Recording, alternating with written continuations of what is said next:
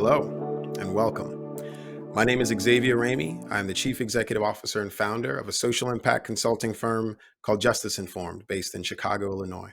We have been the proud supporters and partners of BBIF for some time, and I am so pleased to welcome you all to this special event, a fireside chat with Inez Long, CEO and President of BBIF.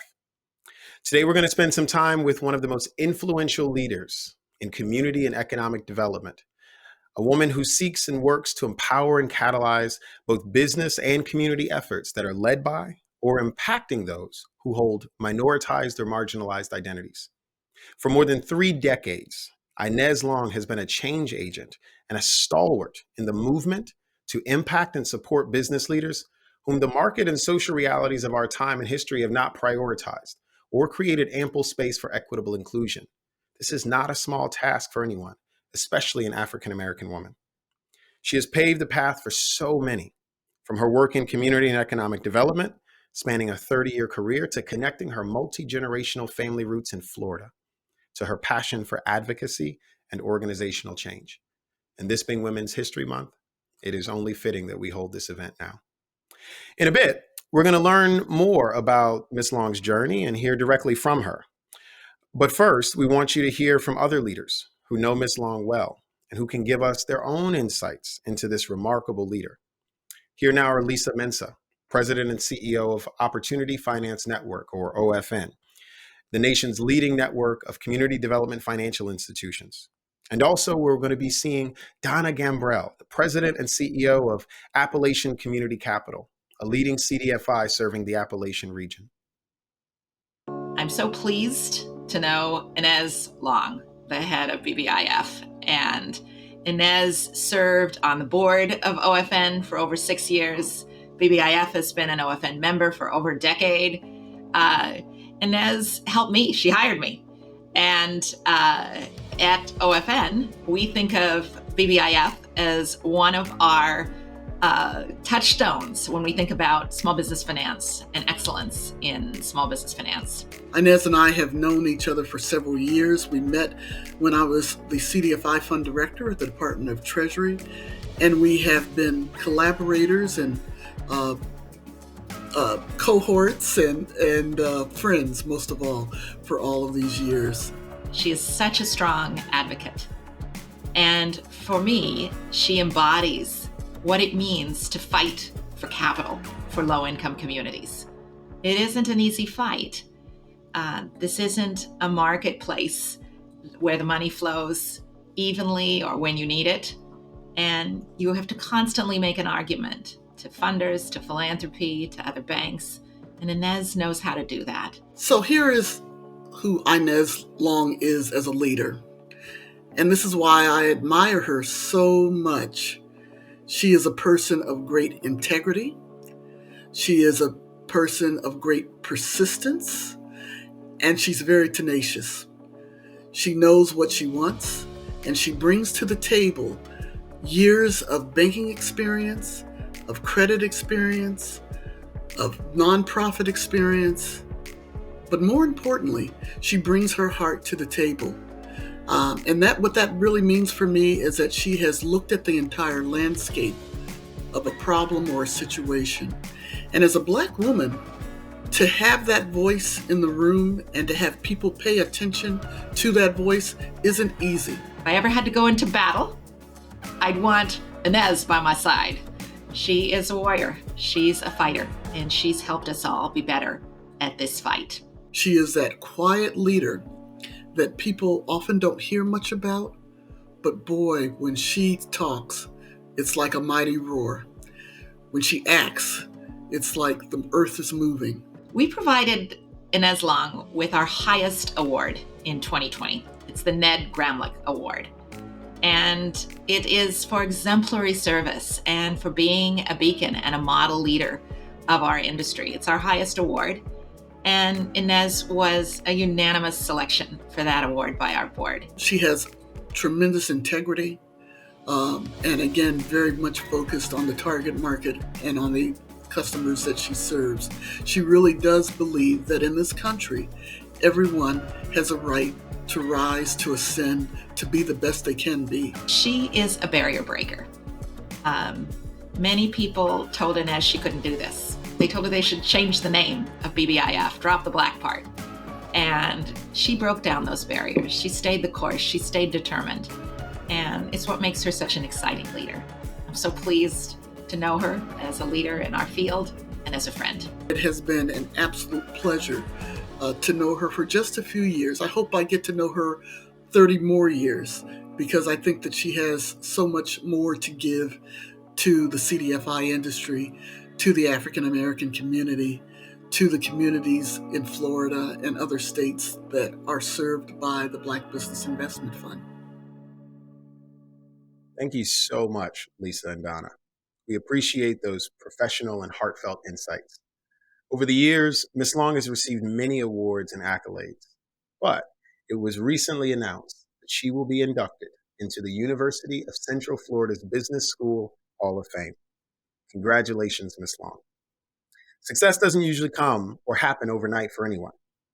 We want to take a moment now to tell you a bit about Ms. Long's history and give some insights into her life, her career, and the impact of her service on the greater Florida community and the United States. Born and raised in Orlando, Florida, Inez Long is the president and CEO of the Black Business Investment Fund, or BBIF. Homegrown in the Sunshine State, Inez's career has been charted by authenticity, brilliance, care, creativity, and resilience. In her early years, Inez's parents taught her critical financial principles, the importance of earning, saving, and planning. That solid financial exposure, in addition to having a love for numbers, propelled her to receive her undergraduate degree in accounting from the University of South Florida, and later an MBA from the University of Central Florida. Inez has spent over 36 years in the financial services industry. She began her career in banking as an underwriter with First Union, never imagining that in the years to come, she would go on to play a rooted role in shaping the commercial finance landscape for Black businesses in her community, as well as others throughout the state. Since 1991, Inez has led BBIF's operations and strategic activities. BBIF is a mission-driven, target market-focused CDFI that works to develop, capitalize, educate, and train BIPOC businesses and develop underserved communities. Historically, BBIF has provided over $81 million in loans to over 1,000 businesses, impacting nearly 14,000 jobs. Under Inez's leadership, BBIF has become a certified community development financial institution, expanded its statewide service, opening regional offices in Miami Gardens and Jacksonville, become an SBA lender, providing capital through their microloan and community advantage programs, become a federal new markets tax credit allocatee, and has become Florida's premier Black business serving CDFI, Black governed and staffed, uniquely positioned for continued growth. Over her decades-long work of intentional service, Inez has served on several boards and committees. She currently serves on the national boards of Expanding Black Business Credit, the Association for Enterprise Opportunity, and the National Community Advisory Board for Fifth Third Bank. In 2020, Inez became the first Black woman to receive the CDFI industry's highest individual honor, the Ned Gramlich Lifetime Achievement Awards for Responsible Finance, presented by the Opportunity Finance Network. From learning life principles with her father in a citrus grove to helping businesses drive their cash flows, Inez's life has been adorned in purpose.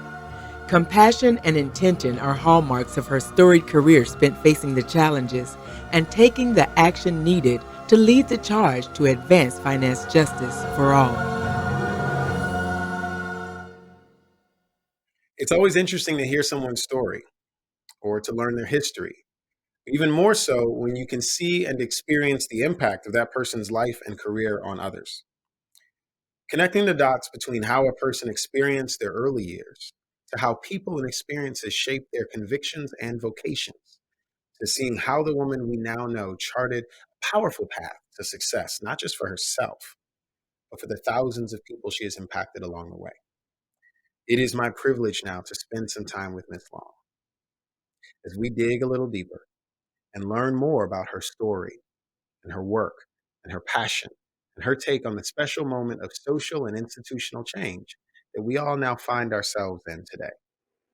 Inez, it is so wonderful to be with you here today, to be with such a stalwart in the economic justice community, to be with a Black woman who is so incredibly committed to the work of economic equity, but also community investments. I'm so glad to join you today. I've got a couple questions for you. Just so that people can best understand who you are, how you come to this work, and what you see as the work for all of us to do to join you in these 30 years that you have been committing to the powerful and transformational work of economic equity. But my first question, this goes back into a bit of our own culture. Who sent you? Where'd you come from? Who are your people? So this question is, who sent you? Where'd you come from? Who are your people? How did that get you to where you are today? Thank you, Xavier. Great seeing you again. Wow, that is a great and powerful question. Who sent me? My people did send me. My people are folks that have been living in the state of Florida since the 1800s. I am a fifth generation Floridian. My parents both are Floridians, fourth generations themselves. And they were the type of people that cared a whole lot about their neighbors. So they shaped me to be like that. I watched my mom take clothes that my brother and I had outgrown, laundry them, fold them up, and give them to folks in the neighborhood. I can remember a lady who was a single mom with a lot of kids. She would give them clothes and other types of goods and stuff throughout the year. I remember my dad was an avid fisherman, and he would go fishing, and when he would catch an abundance of fish, he would share it.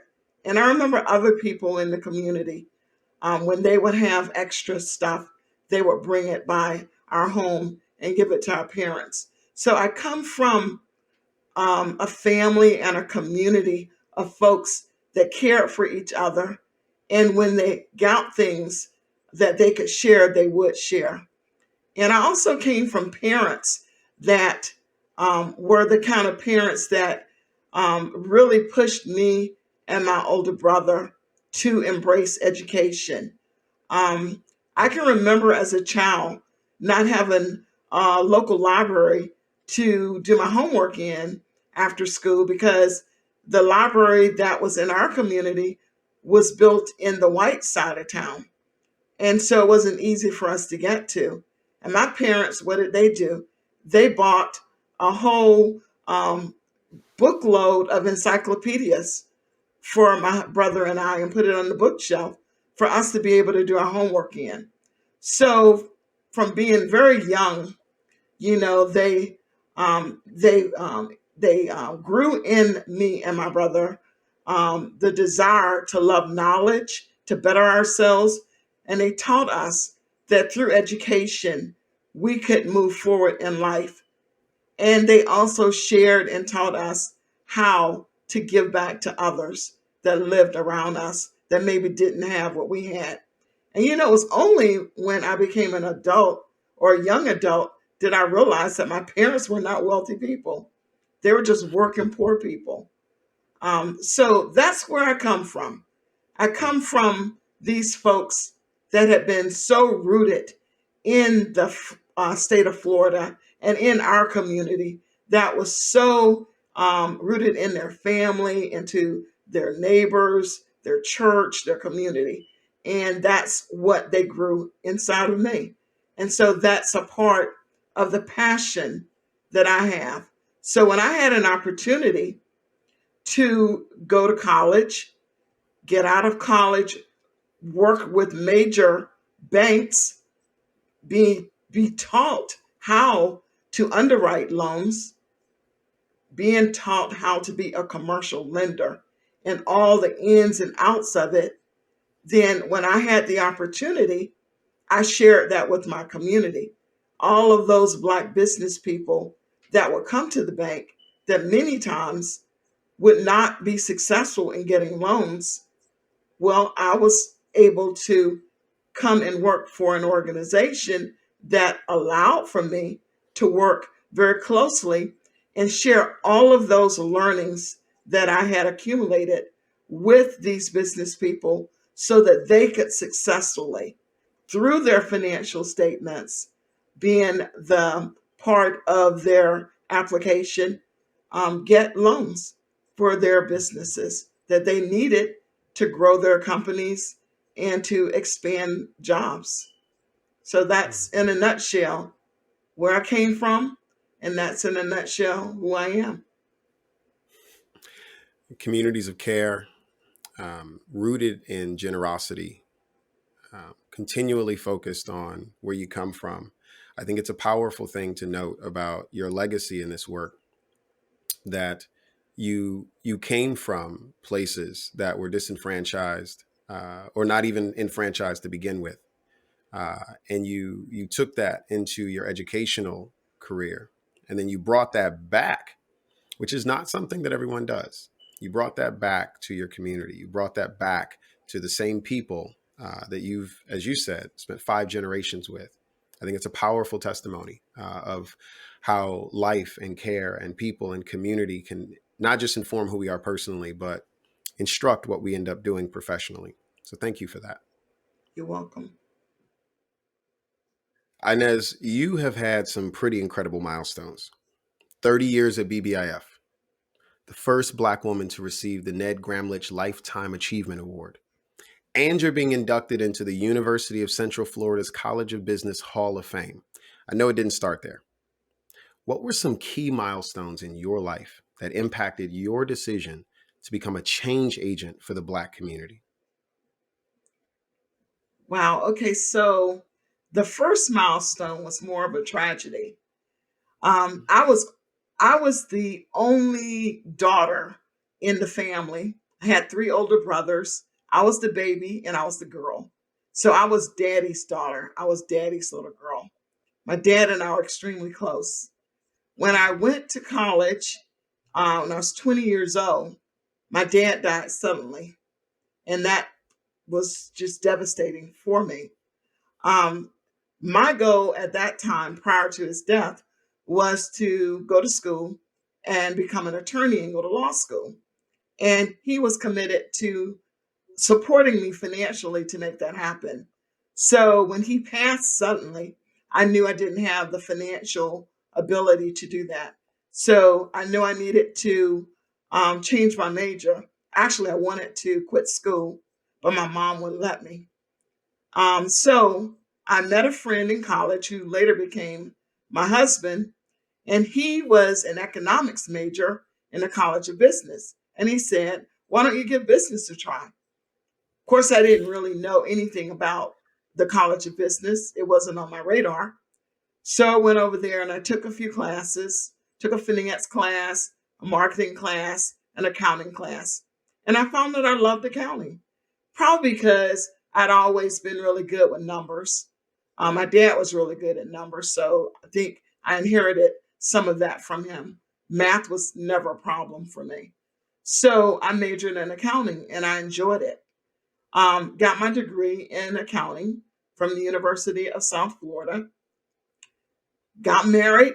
My husband, was employed first in a corporate position with Kmart Corporation. So we moved around the country for a while. When we finally made it back to Orlando, and it was an opportunity for me to get employed, um, I knew at that point I didn't want to be an accountant anymore because I had worked as an accountant in Louisiana and I did not like it. I said, wow, this is too boring. So I had a friend that was working in banking, and she said, hey, the bank is hiring. Why don't you apply there? So I wanted to get into the management training program at the bank, but there were no openings at the time. So instead, I went into the accounting department at the bank with a strategy to move over into the corporate finance side later on, which I later did. And so that's how I gained all of my experience working in credit administration, which is one of the most significant divisions of corporate finance in a commercial bank. I gained a tremendous amount of experience there and knowledge working there.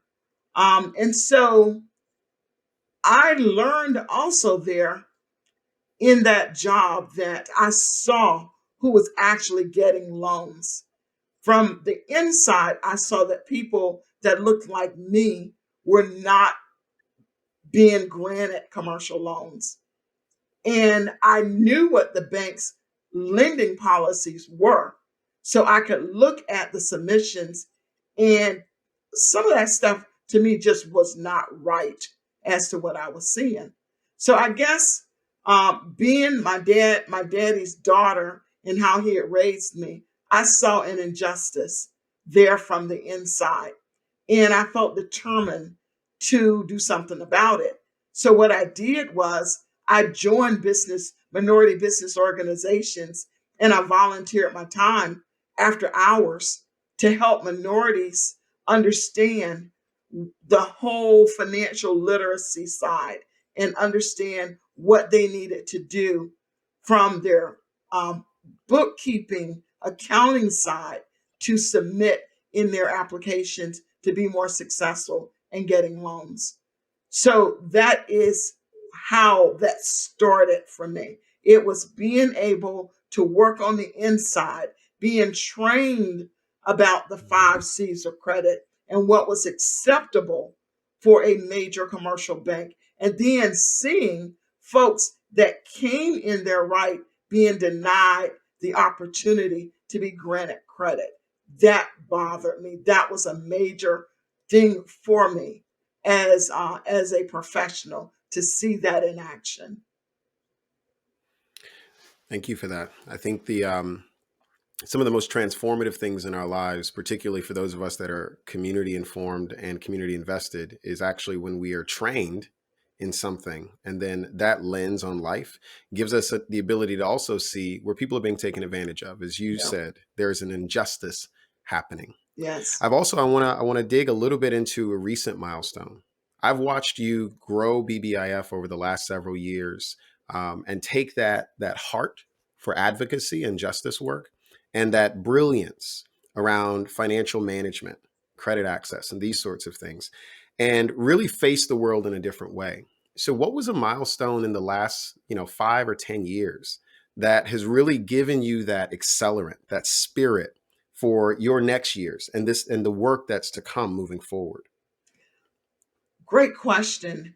This reaches back into where I come from regarding my family also, because understanding that my parents were folks that owned their own home and other properties, but they also were folks that had experienced segregation in the Deep South. When they wanted to purchase a home, mortgages were not made available to them. So, being the type of people they were determined to get their own home. So, they took on extra jobs, saved their money, bought their own property, bought their materials, hired a contractor, built their own home, and purchased other property that they gave to their 2 oldest sons. So, my folks raised me to believe that you just needed to make yourself educated, to be knowledgeable. And when you are knowledgeable, then you go and you do things yourself. You don't wait on other people to do those things for you. So when I started with BBIF, it was a little small loan fund, operating only in the Orlando MSA. That's what it was designed to be. And so many people didn't want it to be any more than that. And so from my perspective, the community needed more than that. The community needed real capital, not just an entity that had tiny amounts of capital that could offer a guarantee in partnership if a bank decided that they wanted to do the deal. It needed more capital, more power so that it could do its own deals. And so my objective was to look out on the horizon on the state side as well as on the national side, and to figure out through my knowledge, how could I grow this organization to attract additional capital to bring it home to the businesses within the state of Florida. And so that is what I was hell bent on doing. And that is what I did. I expanded my relationships. I joined organizations. I learned how other people were doing it. I learned about opportunities that were available. And I worked to make sure that the BBIF organization was solid, that it had everything it needed to be to qualify to take advantage of opportunities, to borrow monies, to partner with other organizations, the Small Business Administration, the largest lender of small businesses in the country. I made sure that BBIF became a partner with them so that we could bring those resources into the community of small businesses.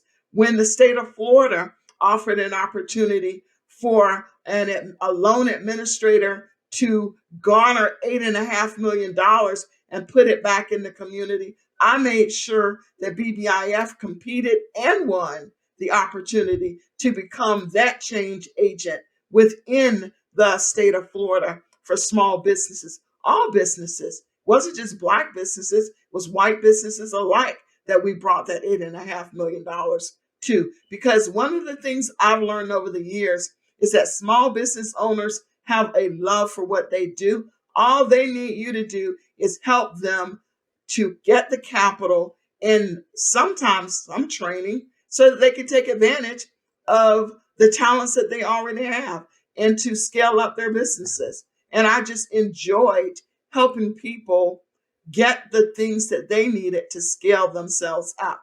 And BBIF is a business also. So it needed to get the things that it needed to have to scale itself up, because the more impactful, the larger BBIF could become, the more people it would be able to help. So if I'm going to be a leader of an organization, it is my responsibility to ensure that that organization functions at the highest level so that it can attract capital, so that it can bring it back home to the community. And if I'm not willing to do that, then in my opinion, I just needed a regular job, because a regular job means that you don't have the responsibility to do for your community. You just make your salary and take care of yourself. But that's not how I'm wrapped. I'm a person that believe in doing for the community, just like my parents taught me how to do. And I think that I learned very well from them. I enjoy, and that is what I do well. And let the church say amen.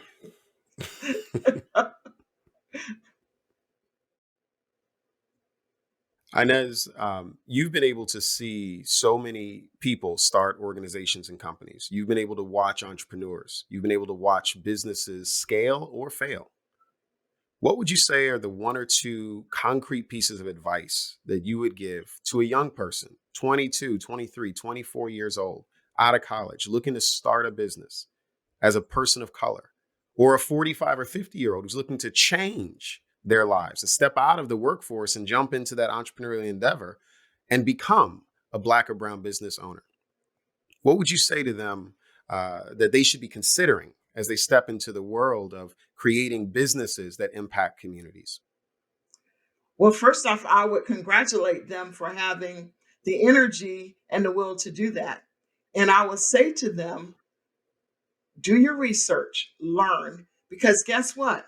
It's not what you know that will cause you the problem. It's what you don't know.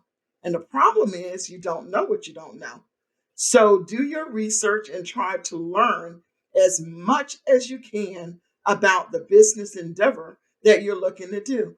Also, try to find relationships. Try to network. Get close to people that are in that industry that you want to get into, because there's a lot of learning there, whether that person is a professional working inside of a company or whether that person is an entrepreneur themselves.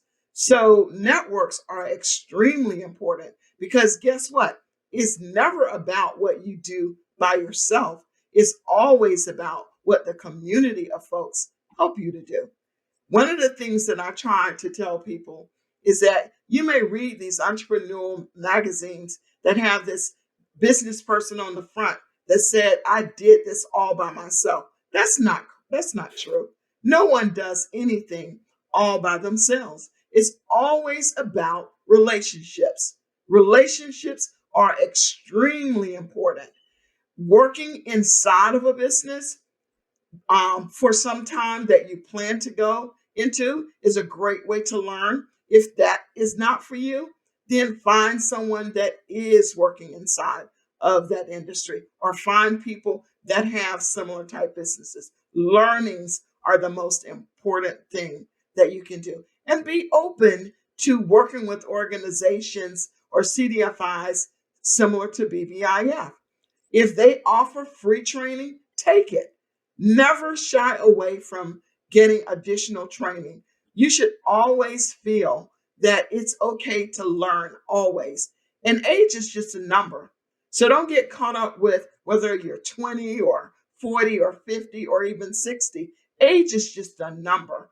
It has nothing to do with your ability to be successful, your passion, your ability to learn, your ability to be coached, to be helped. That has all to do with your ability to learn. Inez, you in so many ways embody the distinction between being independent and being interdependent, where interdependence is the ability to live within community in these mutually beneficial and responsive and responsible ways. It's a form of civic and social accountability, and you really do ooze it. As a business leader, as a person who's leading an entire team of people, it is so clear how much you're always asking the question, so what does this have to do with us? Not just what does this have to do with me? Right, What does this have to do with us, the collective? right. It's sometimes said that your network is your net worth. Yes, And I'm sure that there have been people in your past along your journey who have been absolutely critical to getting you to the point that you're at right now. yes. Who was one of those people that really laid the foundation for Inez Long to be where you are today? And what was it that they instilled in you that impacted you so greatly? I would say one of those people would be Judy Jones, who was the first president of BBIF, and she was my mentor. And she was from up north. She didn't grow up in the South. And so one of the things she taught me was the importance of works, the importance of relationships outside of Florida, the importance to learn what other people were doing that were setting true benchmarks throughout this country. She taught me how to look outside of where I was located to find others of similar minds and visions. And that was probably one of the most important things that I learned early on in my young career. And then there was another mentor. His name was John Howard. And John Howard was president of one of the Black Business Investment Corporations in West Palm Beach, Florida. And he also was one of the first Black bank presidents in the state of Florida.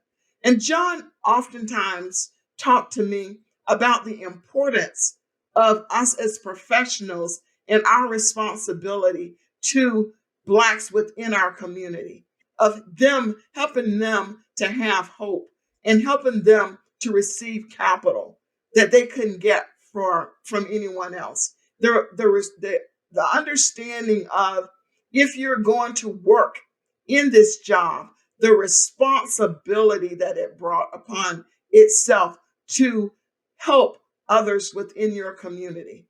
So those were two very, very important mentors that I was blessed to have crossed my life early in my career when I was still, starting out in this field. But there have been so many people along the way. There have been people like Donna Gambrell, Lisa Metza that runs OFN. There have just been so many partners along the way. Linwood Long, who runs the AAA group, that have been friends and partners, how we've supported each other with knowledge and information. And so it's just Annie Donovan that used to run the CDFI fund. So many people. So I'm good because I think, because I first make sure that I'm coming to play right. See, any of us, when we want folks to help us, we got to make sure that we are structured and we're working at our highest and best. We can't come in half stepping when we want other people to support us. We got to do our jobs too. We got to do our research. We got to make our organizations the best in which they can be first before we ask or expect other people to help pull us along. That is our responsibility. That is what my dad taught me. You got to make sure your house is in order first. Okay. So I believe in that. I believe in the responsibility that we have to do for ourselves. No one can do that for you. You got to do that for yourself. If you've got to stay up late after hours studying, reading, researching, then you do that. That's no one else's responsibility. That's yours. And then you've got to be able to respect people. My dad used to always say, everybody deserves the time of day. So you treat people right. You treat people like you want people to treat you. And guess what? When you do that, you will find that people will treat you right also. You were given a master class on interdependence. Inez, I asked for one person and you started rattling off 15 people. This is notable, but truly, to anyone who's listening, this is what it means to move together. Yes. To have that many names at the tip of your tongue of people who have informed and given to you as you all walk together. I think any person who's building over time should be able to do exactly what you just demonstrated. To be able to say, when someone says, look at me, you say, no, look at us. Yes. And you got the names as receipts Yes. to prove it. Thank you so much for modeling that. You're welcome. Inez, this moment in time feels different. From the rise of support for the movement for Black lives, we've seen Fortune 500s commit $500 million to economic justice for people of color, to the increase in efforts to name and engage the work of diversity, equity, inclusion. We've seen a change in how people understand the financing and the treatment of Black persons and brown persons institutionally, for instance, through the SBA, all the way down to the individual as it relates to mortgages and an increased scrutiny on the lack of access that people of color have to meaningful and honest financial transactions. What do you see in this moment that we're in right now that feels different to you after 30 years? What feels different in this moment? And what do you want to encourage everyone to lock into so that we do not lose momentum? That is a great question. It's very deep. So this moment is different in a way, but it's also, for me coming out of Florida, the Black Business Investment Fund was formed out of a similar moment in Miami with a Black man who was slaughtered, as many people felt, by the police in Miami, Mr. McDuffie, an insurance professional. And that's how the city of Overtown was burned down. And that's how the BBICs were formed in Florida. So yeah, this is national and that was state. So they're similar. And what do I see? Yes, you're absolutely right. I think it's so wonderful, all of the investments that have been made. The opportunities that I see are great, because for so many Black-led CDFIs and organizations, they have an opportunity to come together as a community and leverage all of the funds that they've garnered. And if they do that, and they and they create special different types of ways to invest and uplift the BIPOC community, that would be an exceptional, ordinary thing. If they don't do that, then what is going to happen is that time will pass and a whole lot of nothing won't change. And the reason why I say that is because, yes, money has been invested, but policies for making loans in traditional banks have not changed. So that's not going to change because they're regulated to be a safe haven for savers. And I get all of that. So monies that are coming into the market have to be aggregated by folks that really have the vision of helping the community. I am so motivated and proud of seeing so many young Black folks and young white folks come together through the protests of Black Lives Matter. I think that's just wonderful because I think for the first time that I'm seeing is that I think the whole movement has opened the door to make white people more comfortable to help Black folks out. I guess what I'm saying is that I think there's always been white people that have been helping Black folks out. But I think the movement and all what's been going on has probably made them more comfortable to do that. And I think that's a good thing, more comfortable to be seen doing that as opposed to just doing it behind closed doors. I think that is all positive.